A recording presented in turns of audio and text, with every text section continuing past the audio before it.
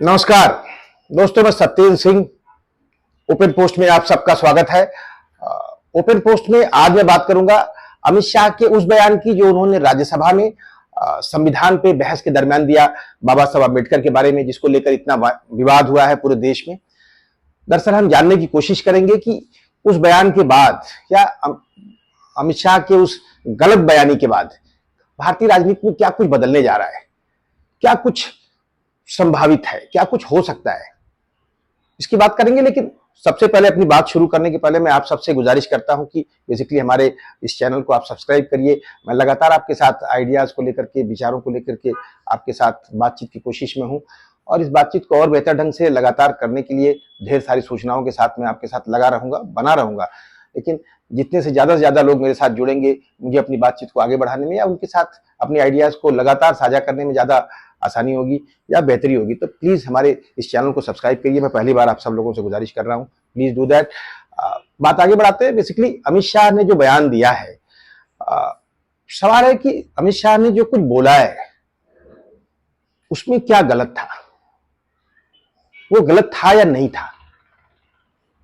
दरअसल जैसा कि आप सब जानते हैं कि संविधान को लेकर के पिछले 4-5 दिन से बहस चल रही थी। 2 दिन लोकसभा में बहस हुई थी, जिसमें प्रियंका गांधी और राहुल गांधी ने स्पीच दिया था। बाद में नरेंद्र मोदी ने उस लोकसभा में जो है सरकार की तरफ से जवाब दिया था। फिर राज्यसभा में बहस शुरू हुई। हालांकि लोकसभा की बहस को लेकर के पूरे देश भर में चर्चा थी कि बहस में कोई गंभीरता नहीं दिखी, वो बात नहीं दिखी जिसके लिए संविधान को लेकर के बहस शुरू हुई थी या जिसके लिए कांग्रेस पार्टी ने इस बहस की शुरुआत करवाई थी।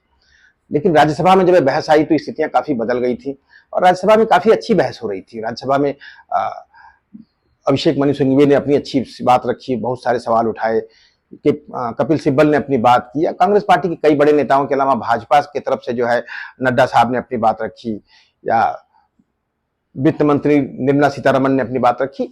लेकिन अमित शाह जब फाइनली इस मुद्दे पर अपनी बात रखने आए थे, तब तक एक ऐसी स्थिति बन गई थी कि बेसिकली सरकार जो है वो उसके सारे पक्ष आ चुके थे। नरेंद्र मोदी को भले ही खड़गे साहब ने राज्यसभा में खारिज किया था, उनके तमाम सारे बयानों को असत्य साबित किया था, असत्य कहा भी था, लेकिन फिर भी भारतीय जनता पार्टी लगातार 70 साल के कांग्रेस के कार्यकाल पे हमलावर थी और इसी पे पूरी बहस कर रही थी। यही उसका एजेंडा था, खासतौर पे आपातकाल उनका एजेंडा था जिसपे लगातार बहस कर रहे थे। तो कमोबेश बहस उस मोड़ पे थी। लेकिन जब अमित शाह बहस करने आए, अमित शाह ने अपनी बात रखना शुरू किया, तो अमित शाह बहुत अच्छे से उन्होंने बात शुरू की। अमित शाह वैसे भी बहुत आर्टिकुलेट नेता है। भारतीय जनता पार्टी में आइडियाज और विचारों को शायद उनसे बेहतर कोई नहीं रखता है। अगर मोदी और अमित शाह की बात करें तो मोदी की तुलना में अमित शाह ज्यादा आर्टिकुलेट है। मोदी जी के बयानों को आप असत्य बोल सकते हैं, अमित शाह जब बोलते हैं तो उसमें आप उसको असत्य नहीं बोल सकते। हो सकता है कि एक सच का एक टुकड़ा हो, लेकिन उसको बहुत ठीक से पुश करते हैं वो अपनी बातों को। और अमित शाह जो है अपनी बात में जो इमोशनल पंचेज हैं बहुत अच्छे से लगाते हैं। और शायद ये अमित शाह का ओवर कॉन्फिडेंस था कि जब उन्होंने अपनी बात शुरू की और कांग्रेस पे हमलावर हुए तो उन्होंने बाबा साहब अम्बेडकर और नेहरू की बात करना शुरू किया। उसके पहले अमित शाह ने उस बातचीत में ओवर कॉन्फिडेंस में या जो अति उत्साह में जो बात कही, वो शायद अमित शाह उसको समझ नहीं पाए। अमित शाह की बात को जरा समझे, जो कि अमित शाह ने बाद में अपने प्रेस कॉन्फ्रेंस में कहा कि भाई हमारी पूरी बात को सुनिए, मीडिया वाले पूरी बात को रखें। तो दरअसल पूरी बात को तोड़ मरोड़ के पेश करने की बात जो अमित शाह कह रहे हैं, सच्चाई है कि उनकी बात को तोड़ मरोड़ के नहीं, तोड़ के पेश किया गया है। निश्चित रूप से अमित शाह ने जो बात रखी थी उसका एक टुकड़ा मीडिया पे चलाया गया और अपोजिशन ने उसको पुश किया। अब सवाल उठता है कि उस एक टुकड़े को बाकी हिस्से से अलग करके क्यों पुश किया गया, उस एक टुकड़े की अपनी प्रासंगिकता क्या है। सच्चाई तो है कि अगर अमित शाह के पूरे बयान पे नजर डालें तो अमित शाह ने जो इस तरह से अपनी बात कही है, उनका जो बातचीत का जो दूसरा टुकड़ा है उस पूरी बातचीत का, उसका दूसरा टुकड़े में अमित शाह ने अंबेडकर और नेहरू को लेकर के जो बातें कही उसमें काफी सच भी है।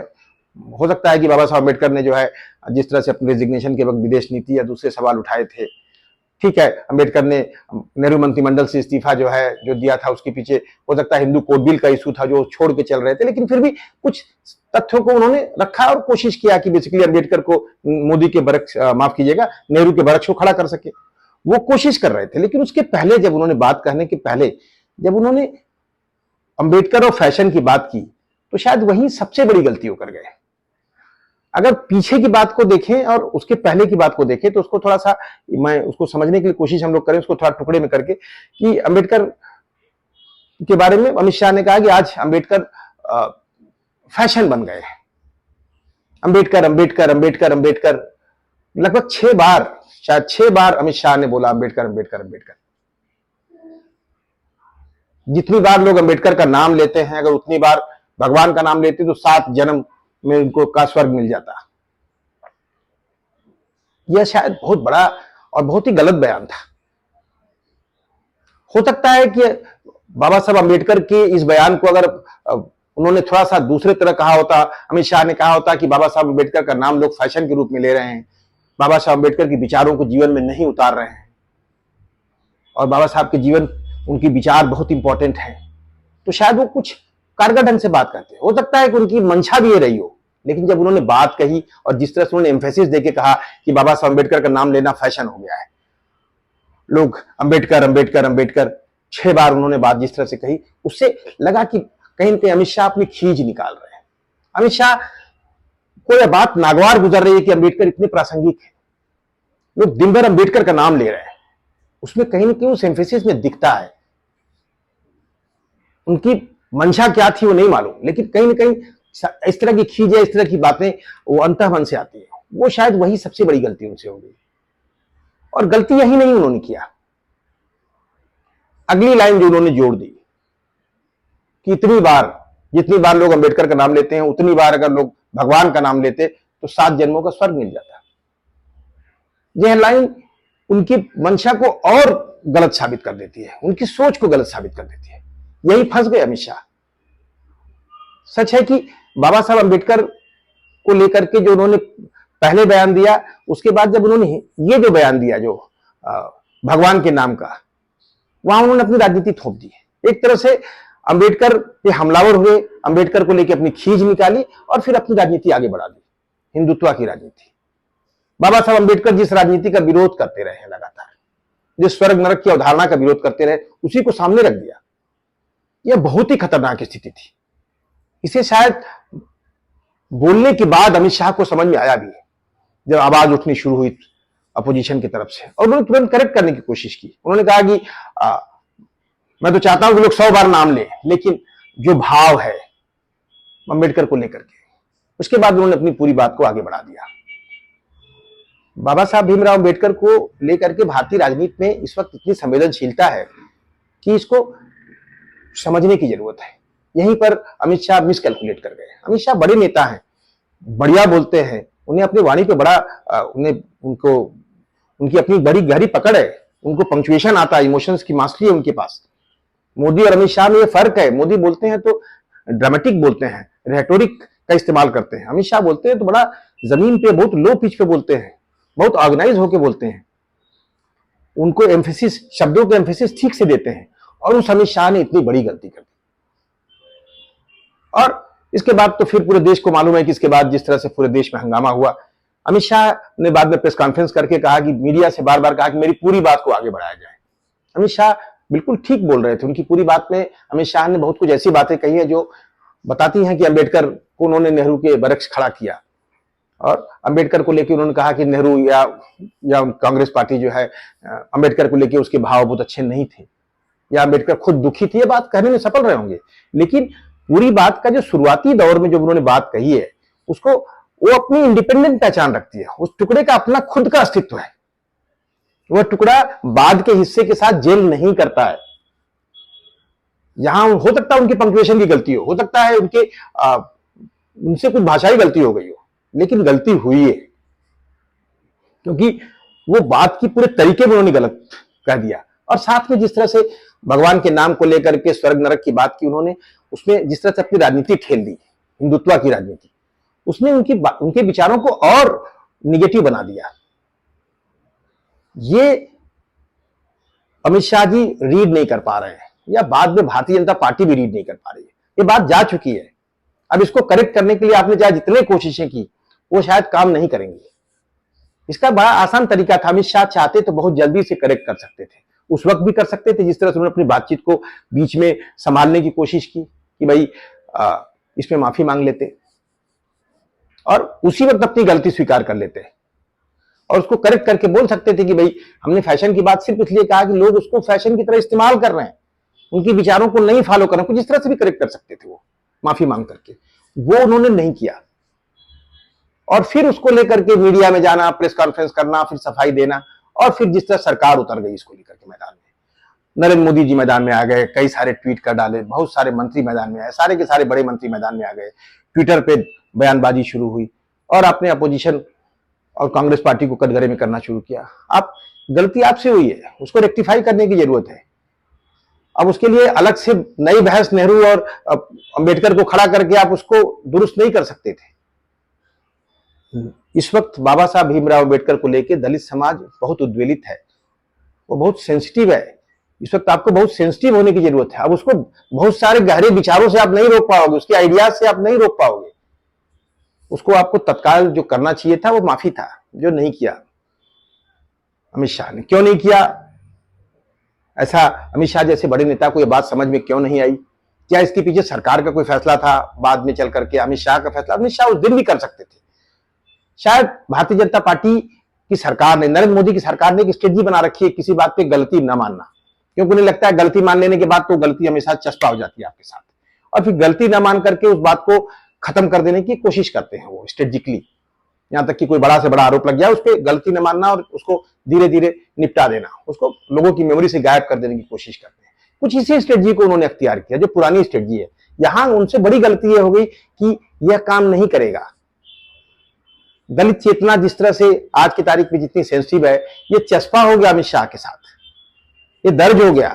आप इसके लिए चाहे जितने विचार दे डालें, जब होगा ये लोग उसको उठा के खड़ा कर देंगे आपके सामने। खबर आई कि ट्विटर से जो इसको हटाने के लिए सरकार ने कुछ कहा था, ट्विटर ने इसको कांग्रेस के तमाम सारे सांसदों को कुछ ईमेल भेजा, उन्होंने कहा कि हम जो है अभिव्यक्ति की आजादी की बात करते हैं और ट्विटर पे रहेगा।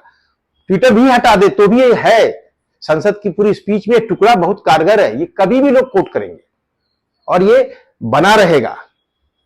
इसका एक ही तरीका था जो अमित शाह ने नहीं किया, उसके लिए माफी मांग लेना। इसको आप तमाम सारे विचार और आइडियाज से और कांग्रेस पार्टी को घेर करके, नेहरू और अंबेडकर को सामने खड़ा करके इसको नहीं धुल पाएंगे।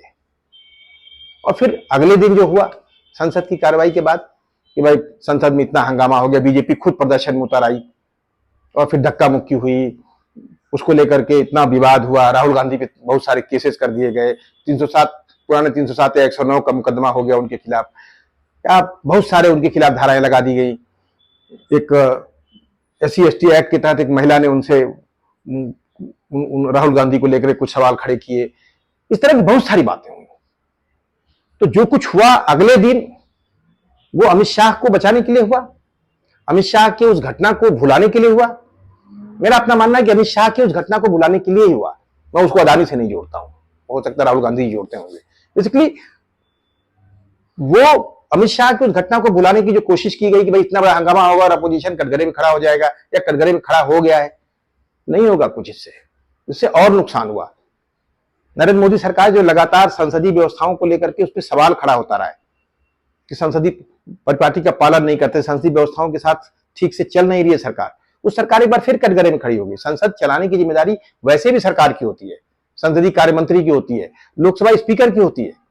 लोकसभा स्पीकर एक तरह से दोनों हाउसेस का हेड है, सारे संवैधानिक जिम्मेदारियां उनके पास हैं, सारे एडमिनिस्ट्रेटिव जिम्मेदारियां उनके पास हैं। लोकसभा स्पीकर इस मामले में कल भी चाहते तो जल्दी से सारे वीडियोस रिलीज कर सकते थे, इस मामले को संसद में रफा दफा कर सकते थे, दिल्ली पुलिस तक मामला नहीं गया होता। लेकिन बहरहाल अब ये मामला भारतीय जनता पार्टी की सरकार ने, नरेंद्र मोदी की सरकार के हाथ से निकल चुका है। आज जो है संसद में फिर वही हंगामा होता रहेगा। कल संसद खत्म हो जाएगी, आज के बाद संसद की कार्रवाई जो है शीतकालीन सत्र खत्म हो जाएगा, फिर यह मामला रफा दफा हो जाएगा, ऐसा नहीं है। यह मामला दर्ज हो गया और भारतीय जनता पार्टी को बहुत दूर तक परेशान करेगा और खासतौर पे अमित शाह को यह परेशान करेगा। अमित शाह की पूरी छवि को इस छोटी सी घटना ने फंसा दिया है। मेरा अपना मानना है कि अमित शाह भारतीय जनता पार्टी के लिए एक तरह से हनुमान है, एक तरह से वो जीवनदायिनी भूमिका में है। भारतीय जनता पार्टी पिछले लोकसभा चुनावों के बाद से, जब से मोदी जी बहुमत से नीचे आए हैं, तब से भारतीय जनता पार्टी में जो पूरी बहस चल रही थी कि मोदी की छवि नीचे जा रही है, अब भारतीय जनता पार्टी को उससे बाहर निकल करके संघ परिवार कैसे बनाएगा, सहेजेगा, उसकी चर्चा हो रही थी। भाजपा को नए सिरे से 2029 तक चलते चलते भाजपा एक नई भूमिका में जाना चाहती थी, मोदी की छाया से बाहर निकल करके। उस दौर में अमित शाह सबसे बड़े चेहरे के रूप में उभरे। मेरा अपना मानना है कि हरियाणा और महाराष्ट्र चुनाव के बाद अमित शाह उस भूमिका में आ गए थे कि लगभग पार्टी उनके हाथ में थी। संघ परिवार ने भी उनको मान लिया था। संघ परिवार अमित शाह की क्षमता से परिचित है। संघ परिवार मोदी से अमित शाह के रास्ते जो है ट्रांजिशन की बात सोच रहा था। लगभग उसी भूमिका में थे अमित शाह। जैसे कुछ समय पहले अमित शाह को लेकर के अमेरिका में कोई केस हुआ जिसको लेकर के बात हुई, तो इस बात को लोगों ने उठाया कि क्या अमित शाह के खिलाफ कुछ लोग साजिश कर रहे हैं। अमित शाह इस भूमिका में आ गए थे कि अमित शाह अब भारतीय जनता पार्टी के सबसे महत्वपूर्ण चेहरे हैं। हो सकता है कि अमित शाह की छवि जो है मोदी की तरह नहीं है, लेकिन भारतीय जनता पार्टी को समेटना सहेजना अमित शाह से बेहतर कोई नहीं जानता आज की तारीख में। और साथ में अमित शाह विचारों को कैरी करते हैं। अमित शाह बड़े आर्टिकुलेट हैं, संसद में अमित शाह दिखते हैं। ऐसे में अगर अमित शाह की छवि खंडित होगी या अमित शाह की छवि पे चोट पहुंचेगा तो भारतीय जनता पार्टी को बड़ा नुकसान है, क्योंकि मोदी की छवि के कमजोर होने के बाद अमित शाह सामने खड़े थे। अगर अमित शाह की छवि अब कमजोर हुई तो भाजपा के लिए अभी कोई नया विकल्प नहीं है। वो जितने चेहरे भाजपा के पास है नीचे, वो बहुत पीछे हैं। अमित शाह भाजपा की जरूरत है, और शायद इसी नाते अमित शाह को बचाने के लिए भाजपा ने जो है माफी मांगने के बजाय उनको अपनी छवि के साथ, अपने मोदी जी वाली छवि के साथ ही उनको पुश कर दिया। हो सकता है सरकार ने चाहा हो, सरकार ने फैसला किया हो सकता है भाजपा ने फैसला किया हो कि माफी न मांगे, और यही फिर गलती हो गई उनसे। अमित शाह उनकी जरूरत है, अमित शाह की छवि उनके लिए बहुत इंपॉर्टेंट है। अमित शाह उस पार्टी को बहुत सुरक्षित हाथों में, अमित शाह के हाथों में पार्टी थी। बल्कि मुझे कई बार, मैंने कई अपने दोस्तों से बातचीत में कहा कि भारतीय जनता पार्टी अब जो है मोदी के बाद के एरा के लिए ज्यादा मजबूत है, ज्यादा तैयार दिख रही है अमित शाह की लीडरशिप में। और ऐसे में अमित शाह ने इतनी बड़ी गलती कर दी और फिर उसको गलती दर गलती दोहराते जा रही है भाजपा। ये बात समझ से परे है। और मेरा अपना मानना है कि जिंदगी में कोई ऐसी है गलती किसी आदमी को राजनीति में खत्म कर देती है, समाज में खत्म कर देती है। अमित शाह के साथ ऐसा कुछ ना हो, बेसिकली अपनी शुभेच्छा यह है कि क्योंकि अमित शाह के साथ ये बहुत मुश्किल वक्त है। अमित शाह के लिए चीजें बहुत आसान नहीं होंगी आगे, क्योंकि जहां पे वो खड़े हैं वो कहीं सांप सीढ़ी वाली स्थिति न बने। क्योंकि हो सकता है अमित शाह निकल जाए, वो बात की बात है, लोग एक्सपेक्ट कर रहे होंगे, लेकिन निश्चित रूप से यह बात अमित शाह के ऊपर चस्पा होगी। अमित शाह को बड़ी मेहनत करनी होगी आगे चल करके। आरएसएस के प्रमुख मोहन भागवत ने बिहार के चुनाव में एक छोटा सा बयान दिया था, उसके बाद भारतीय जनता पार्टी बिहार में चुनाव हार गई थी। रिजर्वेशन को लेकर के समीक्षा की बात उन्होंने कर दी थी, और बाद में उसको रेक्टिफाई करने के लिए भागवत को बहुत कुछ बोलना पड़ा। लेकिन भागवत अलग भूमिका में, अमित शाह एक एक्टिव पॉलिटिक्स में बड़े चेहरे हैं, जनता के बीच में है।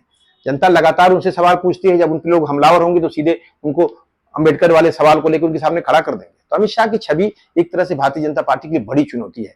इससे क्या कुछ बदलेगा, क्या कुछ होगा, ये अपने आप में अभी भी भविष्य के गर्भ में है, लेकिन बहुत कुछ हो सकता है जो भाजपा के लिए नुकसानदायक हो। भाजपा का इससे बड़ा नुकसान हो सकता है। अब सवाल उठता है कि कांग्रेस पार्टी का क्या? कांग्रेस पार्टी, मेरा अपना मानना है कि संविधान की पूरी बहस में बहुत अच्छी भूमिका में नहीं थी। निश्चित रूप से पूरी बहस बहुत अच्छी नहीं हुई, उसमें कोई गंभीर बहस नहीं हुई। संविधान को जिस तरह से सेलिब्रेट किया जाना चाहिए उस तरह की चर्चा ना तो अपोजिशन ने की ना सरकार ने की। कांग्रेस पार्टी उसका बड़ा एडवांटेज नहीं ले पाई थी, लेकिन कांग्रेस पार्टी के पास एक सॉफ्ट एडवांटेज था कि संविधान पे भारतीय जनता पार्टी को उन्होंने बहस के टेबल पे लाके खड़ा कर दिया था। और भारतीय जनता पार्टी भी इस मौके पे अपने आप को पुश करती रही, अंबेडकर के साथ खड़ा करके, नेहरू जी के खिलाफ अंबेडकर की छवि खड़ी करके, ये सारी चीजें हो रही थी। तो बड़ा फायदा कांग्रेस पार्टी का इस संविधान सभा की या संविधान के सवाल पर बहस हुई उससे नहीं हुआ। लेकिन कल या परसों की घटना ने कांग्रेस पार्टी को वहां पहुंचा दिया है, जो बाय डिफॉल्ट एक बड़ा फायदा हो गया। कांग्रेस पार्टी दलित राजनीति में एक बड़ी भूमिका में आ गई है। कल सदन में जिस तरह से राहुल गांधी नीली टी शर्ट में आए, प्रियंका गांधी नीली साड़ी में आई, और उसके बाद जय भीम का नारा लगाया, कांग्रेस पार्टी ने प्रदर्शन किया। जय भीम उनके हाथ में आ गया है नारा। दलित राजनीति को कांग्रेस पार्टी एडॉप्ट करने की पोजीशन में आ गई। कांग्रेस पार्टी उनके राजनीति का, दलित राजनीति उनकी राजनीति का हिस्सा बन चुका है। कांग्रेस पार्टी के लिए बहुत एडवांटेज की स्थिति है। कांग्रेस पार्टी जो लगातार राहुल गांधी की लीडरशिप में पिछले कुछ समय से जाति जनगणना की बात कर रही थी, दलितों पिछड़ों की बात कर रही थी, अब वो दलित राजनीति के सबसे बड़े चेहरे के रूप में सामने खड़ी हो गई है। तमाम सारी दलित राजनीति करने वाली छोटी छोटी ताकतें भी अब कांग्रेस पार्टी को उनको पीछे आना पड़ेगा, क्योंकि कांग्रेस पार्टी एक ब्रॉड पर्सपेक्टिव में दलित राजनीति को आगे लेके जाती दिखती है और लड़ती दिख रही है। अमित शाह बीजेपी के सामने कांग्रेस पार्टी खड़ी है। कल अगर आप राहुल गांधी को अरेस्ट करते हैं इस सवाल पे और उनको जेल भेज देते हैं तो ये और मुश्किल होगा बीजेपी के लिए। तो मेरा अपना मानना है कि इस पूरे मामले में भारतीय जनता पार्टी ने कांग्रेस पार्टी के हाथ में सौंप दिया। जब से राहुल गांधी एलओपी बने हैं, कोई बड़ी उपलब्धि उनकी नहीं है। उनकी एक ही उपलब्धि है कि हाउस में आके वो बढ़िया फाइट करते हैं।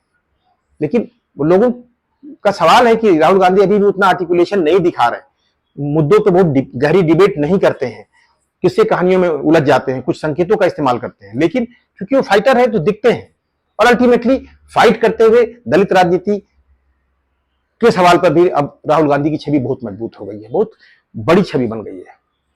अब जो है उनके लिए आसान भी है। आसान इसलिए है क्योंकि कांग्रेस पार्टी की स्थिति दलित राजनीति को लेकर काफी अलग है। बाबा साहब भीमराव अम्बेडकर नेहरू मंत्रिमंडल के हिस्सा थे।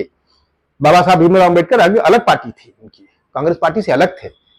गांधी से उनके विरोध थे कई मुद्दों पे, लेकिन वो एक लगातार संवाद में थे कांग्रेस के साथ, गांधी के साथ, नेहरू के साथ। संविधान सभा में हिंदू कोड बिल को कांग्रेस पार्टी ने पुश किया था, बाबा साहब अम्बेडकर उसके हिस्सा थे, उन्होंने पुश किया था। बाद में हिंदू कोड बिल को जब पास कराने के लिए नेहरू ने कोशिश किया तो बाबा साहब अम्बेडकर टुकड़े टुकड़े में कोशिश किया तो भी सदन में उपस्थित रहे। हिंदू कोड बिल पे भी उनके बीच में सहमति थी। यहां भाजपा और आरएसएस का अतीत एक तरह से हिंदू कोड बिल के खिलाफ था, बाबा साहब भीमराव अम्बेडकर के खिलाफ था। तो कांग्रेस पार्टी की खास बात थी कि अम्बेडकर के बरक्स नेहरू को आप खड़ा कर सकते हो। बहुत सारे विवाद हैं, उनके बीच में बहुत असहमति रही होगी, लेकिन वो दलित राजनीति से अलग उनकी भूमिका नहीं थी। दलितों में कांग्रेस की गहरी पैठ थी, उस वक्त भी थी जब बाबा साहब भीमराव अम्बेडकर थे, तब भी। बाद में अम्बेडकर की राजनीति जब खड़ी हुई, कांग्रेस पार्टी को दिक्कतें हुई, क्योंकि अम्बेडकर की राजनीति 1990 के बाद खड़ी हुई है। अम्बेडकर संविधान सभा के अध्यक्ष के रूप में ही या ड्राफ्टिंग कमेटी के अध्यक्ष के रूप में ही इंपॉर्टेंट नहीं है। अम्बेडकर भारतीय राजनीति की सबसे प्रासंगिक धारा है राजनीति की, उस धारा के रूप में 1990 से लगातार ग्रूम कर रहे हैं। आज विचार भारत में सबसे ज्यादा आक्रामक भूमिका में है। यहां तक कि मोदी के 10 साल के कार्यकाल में अगर देखिए तो पॉलिटिकली दलित राजनीति की जो विचारधारा है वो बहुत एग्रेसिव है, बहुत विजिबल है। छात्रों के बीच में वो बड़ी भूमिका में है। काफी यंगस्टर दलित राजनीति को लेकर काफी उत्साहित है। दलित राजनीति एक नए वैचारिकी के साथ सामने खड़ी है। बाबा साहब अम्बेडकर को प्रासंगिक उस राजनीति ने बनाया है, और यहां पे कांग्रेस पार्टी उस राजनीति के साथ जोड़ पाने में सफल हो गई। तो कांग्रेस पार्टी के लिए आसान है स्थिति। दलित समाजों में उनकी पुरानी पकड़ है, लोगों से उनका कनेक्ट है। वो अमित शाह जी या भारतीय जनता पार्टी सबको गहरे विचार देकर के, किताब पढ़ा के नहीं बदल देंगे। व्हाट्सएप से अब वो दलित समाज के बीच में आप कोई नई खबर नहीं पहुंचा पाएंगे। दलित समाज बहुत संवेदनशील है, और जनता के बीच में कांग्रेस की पकड़, कांग्रेस पार्टी को हो सकता है इसका बड़ा फायदा मिले। ये भाजपा के लिए बहुत बड़ी चुनौती बन सकती है। अब ये चुनौती बन रही थी, जिससे निपटने के लिए भारतीय जनता पार्टी लगातार कोशिशें कर रही थी, लेकिन अभी चुनौती इतनी बड़ी हो सकती है कि भाजपा इससे निपट ना पाए। तो मेरा अपना मानना है कि ये बदलाव हो सकता है। हालांकि कांग्रेस पार्टी इसको आगे कैसे पुश करेगी, स्थितियां कैसे कल शक्ल लेती है, कल की बात है। लेकिन जो दिख रहा है वो ये है कि अमित शाह जी की उस छोटी सी घटना के बाद, उस छोटी सी गलती के बाद, छोटी सी गलती मतलब उसको सुधारा जा सकता था, उस गलती के बाद जिस तरह से गलती दर करती भाजपा करती जा रही है, उससे कांग्रेस पार्टी एक बहुत बेहतर पोजीशन में है, बाई डिफॉल्ट ही सही। और भाजपा को इसका बड़ा नुकसान हो सकता है। तो ये परिस्थितियां कल की बन सकती हैं। कांग्रेस इसका कितना फायदा उठाती है ये तय होगा कि इसको कैसे आगे लेके जाते हैं वो कल की बात है। चलिए एक और बात करते हैं इसी कड़ी में। बात है मोदी सरकार के भविष्य का क्या है। क्या मोदी सरकार के भविष्य में भी संकट हो सकता है? हो सकता है। मोदी सरकार वैसे भी उसको लेकर के सवाल पिछले काफी दिनों से लग रहा है कि सरकार कितने दिन चलेगी, लेकिन लोग मान के चल रहे थे कि सरकार ने बहुत सारे लोगों को साथ रखा है, 2-3 सहयोगी उनके पास हैं, नीतीश कुमार, चंद्रबाबू नायडू, और सरकार चल जाएगी क्योंकि उनकी अपनी बार्गेनिंग दूसरे तरह की है। कोई पॉलिटिकल एजेंडा उनके पास नहीं है इस वक्त। खासतौर पर माइनॉरिटी वाले इशू में बीजेपी उनको साथ लेने में सफल होती है, बीजेपी उसको सॉफ्ट रहती है, छोड़ देती है। लेकिन हो सकता है कि अब चीजें तेज गति से काम करे सरकार के खिलाफ, क्योंकि अपोजिशन भी अब सरकार को बहुत दिन तक बर्दाश्त करने की पोजीशन में नहीं है। क्योंकि अपोजिशन की एक बड़ी दिक्कत है कि जिसकी जितने सहयोगी पार्टियां हैं कांग्रेस को छोड़ करके, मैंने अपने वीडियो में कहा था, उनके पास कोई बहुत गहरा विचार नहीं है। वो लगातार 5 साल तक सिर्फ अपोजिशन में रह करके या तो उनके पास सरकार हो या फिर कोई ऐसी भूमिका में हो कि वो प्रासंगिक बनी रहे। वो सिर्फ सत्ता से बाहर रह करके, अपोजिशन में रह करके प्रासंगिकता नहीं बनाए रख पाएंगे। तो उनके अंदर पेशेंस की कमी, वो सरकार को उखाड़ फेंकना चाहेंगी।